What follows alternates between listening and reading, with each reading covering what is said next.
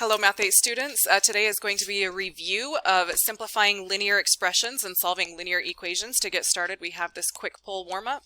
Please pause the recording as you work this one out on your own. All right, now that we're returned from our pause break, this should be done. Let's check our answer. Whether I'm modeling this with algebra tiles or I'm just attempting to simplify it without, the process doesn't change. I always need to follow the order of operations, so I need to look for grouping symbols, which I do have. And when I look inside of these grouping symbols, I see two x tiles and a negative unit tile. I can't combine those. It's just going to remain two x tiles and a negative unit tile. So those grouping symbols must be there for another reason, and we'll get to that in just a second. E for exponents, there aren't any in this problem. M for multiplication, and now we can see the relationship between the grouping symbols and multiplication, because I can see, indeed, these grouping symbols are being multiplied. But to clear things up, a habit that I've asked you to get into is thinking of subtraction as adding a negative. And so it's not just 7 minus 9. I'm going to think of this as 7 plus a negative 9. And that's important, especially important, because I have 9 groups. But it's not really 9 groups, it's negative 9 groups. Subtract 1, rewriting as plus a negative 1. And so now, as I am attempting to simplify this without using the algebra tiles, if I were to have drawn 9 groups of 2x tiles, and then turned everything to its opposite, I'm going to have negative 18x tiles. Negative 9 times 2x is negative 18x. I also would have had 9 groups of negative 1, but then having to turn that to its opposite. A negative 9 times a negative 1 is a positive 9. I have taken care of my grouping symbols. I've taken care of the multiplication. Then I'm going to bring everything else down, and I can see I've made it to the stage where all I have left is just adding and subtracting, just combining like terms. So I have negative 18x tiles, 3 positive x tiles. Those are going to turn into a handful of 0 pairs, and I'm going to be left with 15 negative x tiles. I'm also going to have like terms combining here, 7 unit tiles, 9 unit tiles. Those are going to combine to be a positive 16. Students in class made a wide range of mistakes, so I'm going to pause the recording as they discuss their mistakes, and then we're going to move on to the review. Pause the recording as you maybe review this and look at your own mistakes. Okay, today is a review in preparation for a quiz. So this review video is only going to go over problems that I think are essential, problems that I think you might struggle on the most. But there is going to be an answer key that is posted in Canvas, and there's one posted in the classroom for you to self-check. Here's the things that I think are important to at least review. Read the directions for each set of problems. This is linear expressions and equations quiz review. So what are the directions say for the first set of problems? Simplify each expression. I'm also expecting you to show all of your work. Sometimes that means we're drawing models, but not always. Even if we don't draw models, we can still show our work in some ways. Go ahead and continue reading through. Tell me when you see another set of directions. Bethany, what do you see? Yeah. Question 9 is a really good opportunity to stop and reflect, because I'm asking, what is the difference between an expression and an equation? We have studied both this unit. Or I guess perhaps I could say we have reviewed both, because both of these are 7th grade concepts. We haven't made it to the 8th grade yet. So we've reviewed expressions and equations. So what is the difference between those? And you need to understand that before you move on to the next set of problems. What are the directions here on the next set of problems? Hannah.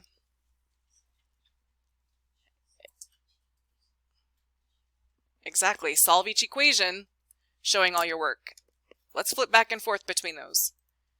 Simplify each expression, solve each equation. Those are different kinds of problems that we need to handle in different ways. And to understand that, you really need to reflect on what is the difference between expressions and equations. So I'm going to ask you to maybe answer question number 9 right now. Reflect on the difference between them. What are some similarities? What are some differences?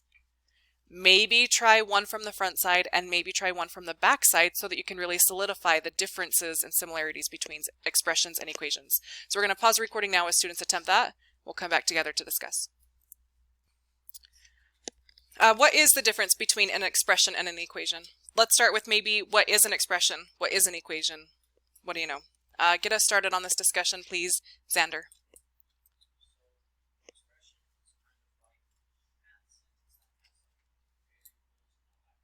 Great. So an expression is a math sentence. Has math stuff, variables, numbers, operations, etc., right? Okay, keep going. Do you want me to go on to someone else? You decide. All right, let's go on to Hannah.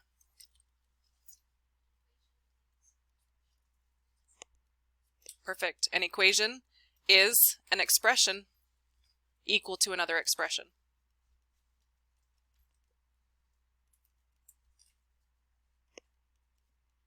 So we can also say that an equation is a math sentence equal to a math sentence.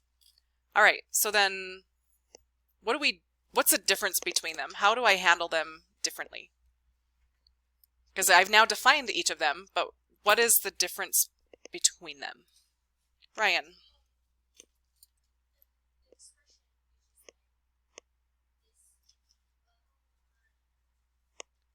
You don't know? Let's try Bethany.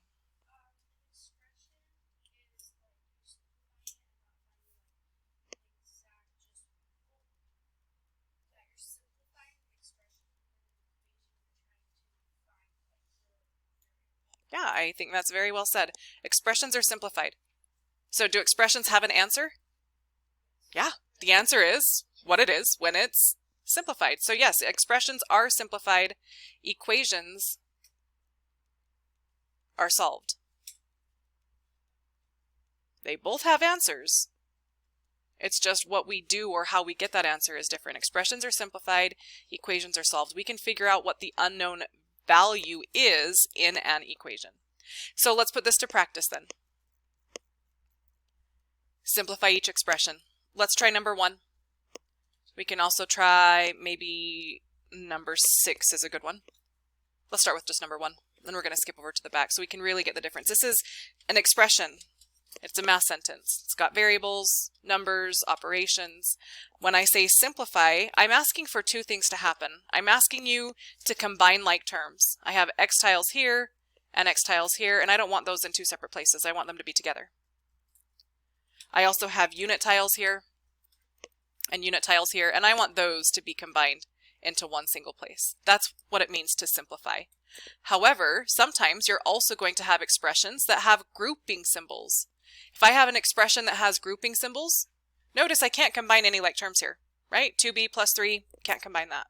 But when I have 4 groups of that, that's what I need to take into consideration. So I need to be able to get rid of those parentheses in some way, even if I cannot combine like terms. So that's what it means to simplify an expression.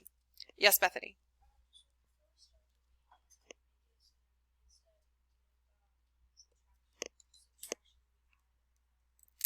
Bethany had a really good point asking, shouldn't we change that subtraction to adding a negative? And I agree we should. I was simply just trying to explain that we're combining those like terms, that is the main point. As we prepare to combine like terms, that's when I need to realize that subtracting 11x is represented by adding a negative 11x. And subtracting 12 is represented by adding a negative 12. And that allows me to understand that when I have 3 x tiles and 11 negative x tiles, I am going to have some 0 pairs. And I will have negative 8x in the end. If you're struggling with this, please remember you are always allowed to draw those models. And these ones are pretty simple ones to draw models of.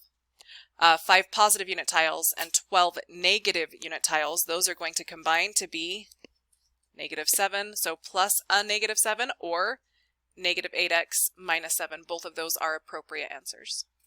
That is the simplified version of that equation. As I mentioned, sometimes simplifying expressions does involve removing parentheses using the distributive property. If I have 4 groups of 2 B tiles, it's going to be 2, 4, 6, 8, a total of 8 B tiles. And if I have 4 groups of 3, so I have 3 unit tiles, but I have it in 4 different places, 4 groups of 3 is 4 times 3, or simply 12 unit tiles. And again, that is as simplified as it can get. And you're going to notice that I still found a way to show my work. I showed where that 8B came from by showing it in 4 of the 2Bs, 4 groups of 2B. I showed where the 12 came from by showing it was 4 groups of 3. Now let's jump ahead. What does it look like when we're solving an equation? On number 10, when we're solving an equation, I'm trying to figure out what x is equal to. And I can do that because since it is an expression equal to another expression, it's balanced with something else that allows me to work backwards and figure out what x could have been to begin with. So looking at number 10, I'm going to pause long enough to think about what's happening to x. What are the steps or what are the different operations that happen to x and in which order, so that I know how to undo it. You can make a flow map for this. You can think about the flow map. As 8th graders, we might be beyond making flow maps for every problem, but we should still envision it. X is being multiplied by 8. That's what happens first. Then we subtract 7. Just like I put my socks and shoes on, put my socks on first and my shoes on second, but at the end of the day, I have to take my shoes off first. So my first step is going to be undoing the subtracting 7. I will undo subtracting 7 by adding 7. This leaves me with 8x, which is equal to 9 plus 7 is 16. And now I'm going to undo x being multiplied by 8 by dividing each side by 8. 8 divided by 8 divides out, leaving me with just one single x, which is equal to 16 divided by 8, and that simplifies to 2. The really nice thing about equations is that you can always check your answer. If I'm making the claim that x is equal to 2, I should be able to plug 2 in or substitute 2 in for x into the original equation and get a true statement. 8 times 2 is indeed 16, and 16 minus 7 is indeed equal to 9. So it checks out, and that's a great thing that we can do with equations. We can verify that our solution works. The rest of this video is really just going to contain questions that students came up with as they worked on this review. I will not go over any other problems specifically, just the ones that are requested. So let's get started with that. Xander, what one did you want to do? So you're good? 11 is the one that you want to see done? All right. What's happening to the variable in number 11? Are there grouping symbols to tell us what's happening first? Yeah, so that means that happened first. So that's not going to be the first thing that I undo. So yes, there are grouping symbols. Are there any exponents? No. Are there any multiplication or division? Yeah. Is there any addition or subtraction? Yes, but that addition or subtraction is already contained within those grouping symbols. So that means that the last thing that happened was that multiplication. That's like our shoe. What happens when I take off the shoe? So the first thing that I should be undoing is that multiplication. I'm going to undo multiplying by 5 by dividing by 5. That's going to leave me with 7 plus d, which is equal to 40 divided by 5, which is 8. Now, I don't have those grouping symbols anymore because I got rid of the reason for them. And now I'm going to subtract 7 from each side. And that's how I end up with d is equal to 1. Let me give you another tip on this one. There is another way that you could have done this. We have talked about we've talked about equations being expressions equal to expressions. If this was a problem and I asked you to simplify, could you do it? You should be able to.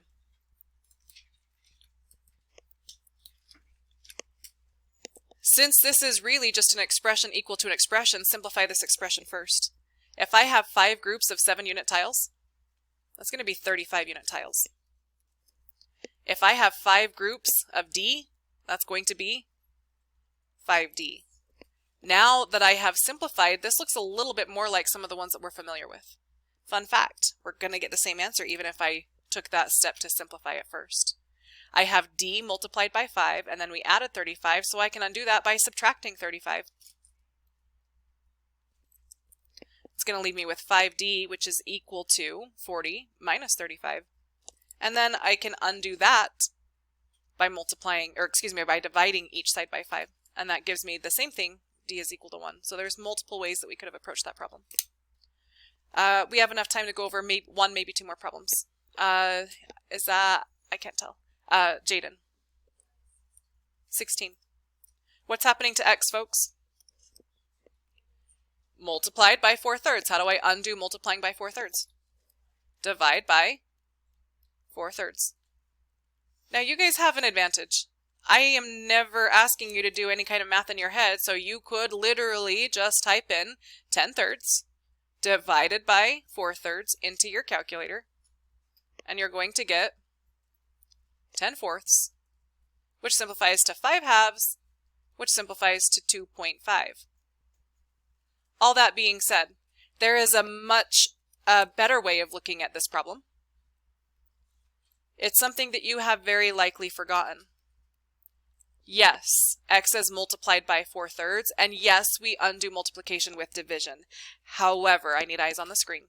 If my main goal is to get just one single solitary x, I can do that by multiplying by its multiplicative inverse. What happens when I multiply by the reciprocal 3/4? It doesn't cancel out. It multiplies out. Nothing is gone, it just multiplies to 1. 3 times 4 simplifies to 12. 4 times 3 simplifies to 12. 12 divided by 12 simplifies to 1.